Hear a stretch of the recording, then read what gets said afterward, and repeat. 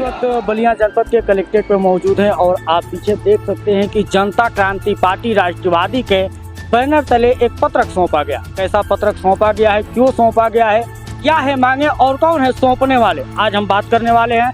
जी sir, अपना परिचय बता दीजिए। हमारा नाम कमलेश चौहान है, जनता क्रांति पार्टी राष्ट्रवादी के राष्ट्रीय अध्यक्ष हैं। आज भारी संख्या में बलिया कलेक्ट्रेट पर पहुंचे हैं। यह पदयात्रा कहां से प्रारंभ हुआ है, कैसा प्रारंभ हुआ है, क्यों हुआ है और कैसा पत्रक सौंपा गया है? जनता क्रांति पार्टी राष्ट्रवादी के नेतृत्व में ये आरक्षण बंटवारा पदयात्रा 8 मार्च को आरंभ हुई थी। पकवाईनार जो जनता क्रांति पार्टी का कार्यालय है और पकवाईनार से चल करके आज चौथे दिन रसड़ा नगरा, सिकंदरपुर, खजूरी, खरसड़ा, पचकोरा, सुपूरा होते हुए आज हम लोग डीएम कार्यालय पर पहुंचे। आरक्षण बंटवारे की मांग को लेकर के जो ओबीसी एससी का आरक्षण है उस आरक्षण का लाभ कुछ ही लोग ले रहे हैं। माननीय सर्वोच्च न्यायालय ने इस बात को कहा है और माननीय उच्च न्यायालय ने इलाहाबाद ने भी इस बात को आज से 11 साल पहले इस बात को कहा और वकालत किया और कहा भी कि आरक्षण का बंटवारा होना चाहिए। सारे लोगों को आरक्षण का लाभ नहीं मिल पा रहा है और आज भारतीय जनता पार्टी की वर्तमान की जो सरकार है, इस वर्तमान सरकार में भी जी रोहिणी आयोग बना। 18 में जी रोहिणी आयोग ने भी कहा कि आरक्षण को लूटा जा रहा है, आरक्षण का लाभ सारे लोगों को नहीं मिल पा रहा है, आरक्षण का बंटवारा होना चाहिए। और 1999 में जब राजनाथ सिंह जी तत्कालीन मुख्यमंत्री थे तो उनके नेतृत्व में भी, उनकी सरकार में भी सामाजिक न्याय समिति का गठन हुआ था और सामाजिक न्याय समिति ने सन 2001 में रिपोर्ट दिया और कहा कि आरक्षण का बंटवारा होना चाहिए।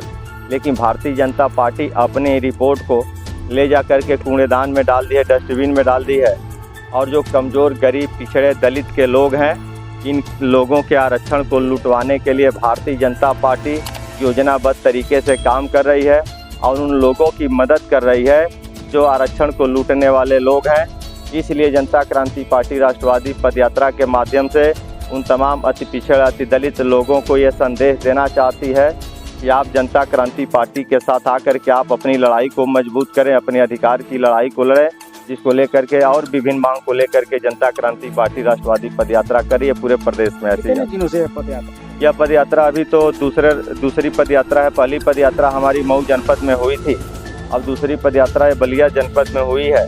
अभी विभिन्न जनपदों में यह पदयात्रा चलेंगी और सन 2027 में यह पदयात्रा लंबी पदयात्रा के रूप में स्थापित होकर के और लखनऊ तक जाएगी। तो पत्रक अभी तो यहाँ जिले के प्रशासनिक अधिकारी थे, इनको पत्रक सौंपा गया है। मुख्यमंत्री, प्रधानमंत्री, राष्ट्रपति, राज्यपाल के नाम से ये पत्रक जाएगा ताकि उन लोगों तक ये संदेश जाए और भारतीय जनता पार्टी के प्रधानमंत्री, देश के प्रधानमंत्री और मुख्यमंत्री योगी आदित्यनाथ जी को भी यह संदेश जाए कि हमें इस आरक्षण पर विचार करना चाहिए। इसलिए कि हमारे ही द्वारा बनाया गया आयोग, हमारे ही समिति ने रिपोर्ट दिया और हम लागू नहीं कर रहे हैं, तो कहीं ना कहीं इन लोगों की नीयत, इन लोगों के प्रति जो जिनके आरक्षण को लूटा जा रहा है उन लोगों के प्रति ठीक नहीं है। इसलिए जनता क्रांति पार्टी राष्ट्रवादी का आंदोलन धीरे धीरे तेज हो रहा है और यह आंदोलन बलिया से होकर के लखनऊ तक जाएगा। पत्रक के माध्यम से अगर में कोई सुनवाई नहीं होती है तो आगे जनता क्रांति पार्टी राष्ट्रवादी का क्या है?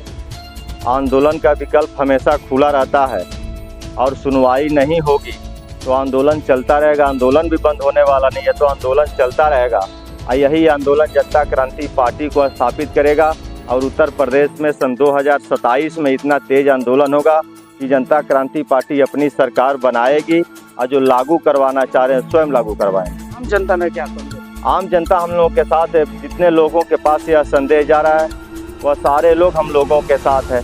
आरक्षण के साथ साथ हमें वन नेशन वन एजुकेशन की बात कर रहे हैं। आज देश में बहुत सारे गरीब किसान मजदूर हैं जिनके बच्चे पैसे के अभाव में पढ़ नहीं पा रहे हैं। आज शिक्षा, दोहरी शिक्षा व्यवस्था इस देश में लागू है।